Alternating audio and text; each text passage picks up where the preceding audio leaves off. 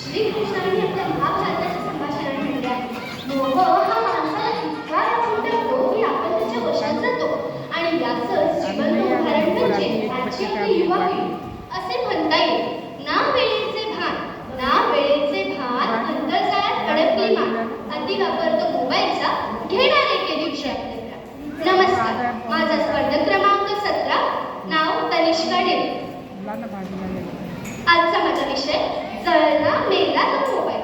एकदा एका नातीने आपल्या आजीला विचारले, काय ग आजी, या जगात सर्वात मोठं पाप कुठलं? आजी म्हणाली, अंधळे नसून सुद्धा अंधळ्यासारखं वागणं आणि मुके नसून सुद्धा मुक्यासारखं राहणं म्हणजे सर्वात मोठं पाप. हातात मोबाईल पडल्यापासून 24 तास त्यात गुंतून राहणे व असं वाटणे की आपण मोबाईलला कंट्रोल करतो, पण न कळतच तो आपल्याला कंट्रोल करत असतो. आपल्या शोना बाबूला खुश करण्यासाठी निसर्गाने दिलेली अनमोल किडनी विकून आयफोन घेणारे नमुने तर आहेतच. शिवाय डोंगर दऱ्याच्या कडेला जाऊन फोटो घेता घेता कायमचे फोटो जाणारेही आहेत. अरे, जो मोबाईल आपण वापरतो त्याचे पहिले शास्त्रज्ञ तरी आपल्याला माहीत आहे का? बहुतांश उत्तर असावं नाही. मोबाईल सारखं ज्ञानाचे इतकं अफाट साधन असतानाही अज्ञानाची नदी वाहताना दिसते का? भगवद्गीता, महानुभव ग्रंथ, बुधभूषण यांसारखे ग्रंथ आज ऑनलाईन बघायला मिळतात. मग यास ऑनलाईन युग म्हणायचे की घोर कलियुग, हा आपलाच प्रश्न.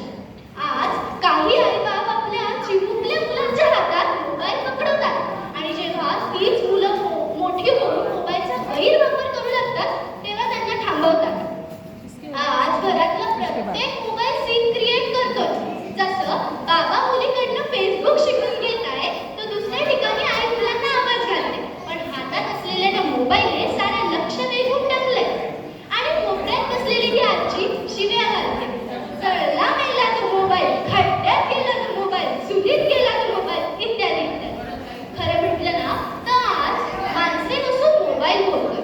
मैदान रिकामे होऊन मोबाईल ॲप्सनेच भरलाय. आज व्हिडिओ कॉलचा जमाना आहे.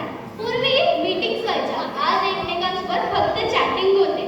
पण काही म्हणा, ज्या मोबाईलला नाते जोडण्यासाठी बनवलं त्या मोबाईलनी शरीराला आज्ञाशी आणि नात्याला नात्याशीच दूर केलं. आता इथे असलेल्या प्रत्येकाच्या खिशात एक स्मार्टफोन आहे की नाही? आहे. आणि त्या स्मार्टफोनचा आपण कसा वापर करतो हे आपल्यावर निर्भर करतं. काही लोकांचं तर असं असतं की खायला पैसे असो वा नसो, स्मार्टफोन खिशात आहे. इतर गोष्टींसाठी वेळ असो वा नसो, फेसबुकवर व्हिडिओ स्क्रोल करायला आणि छोट्याशा डीपी बरोबर भली मोठी आयडी टाकायला वेळ मात्र आहे. अरे, साधनं ही दर्पणासारखी असतात. आपण जसे त्याच्या समोर जाऊ तसंच ते आपल्याला आपले प्रतिबिंबे दाखवतात. यावर मला तुकोबांची एक ओळ आठवते. तुका म्हणे दर्पणाचे अंग, तुका म्हणे दर्पणाचे अंग, जो तो त्याचा डावी रंग. बरोबर आहे ना? आपण जसे साधनं वापरू तसाच आपल्याला त्याचा उपयोग मिळेल. आता साता समुद्र पार गेलेल्या नाव्यांची गळाभेट घेणं जेव्हा अशक्य असतं तेव्हा त्यांची डोळाभेट घडून आणणारा मोबाईल अडचण तरी कशी असेल? युवकांसाठी मत मानण्याचे ठिकाण, आई बाबांसाठी हक्काचा कट्टा, आजी आजोबांसाठी फुलबाग आहे. शेवटी मोबाईल साधन आहे.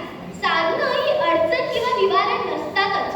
त्याला वापरणारी माणसं ही अडचणीला किंवा निवारणाला जन्म देतात. आता हेच बघा ना, 24 तास मोबाईलवर फ्री फायर, पबजी खेळून मुलं डोळ्यांचे व मेंदूचे आजार ओढवून घेतात. टाइमपास म्हणून कोणाचा तरी भलता फोटो पोस्ट करणं, त्यावर कमेंट करणं, सायबर क्राईम, ब्लॅकमेलिंग यासारखे गुन्हे करतात. मग याला मोबाईलचा कसा वापर म्हणावा, चांगला की वाईट?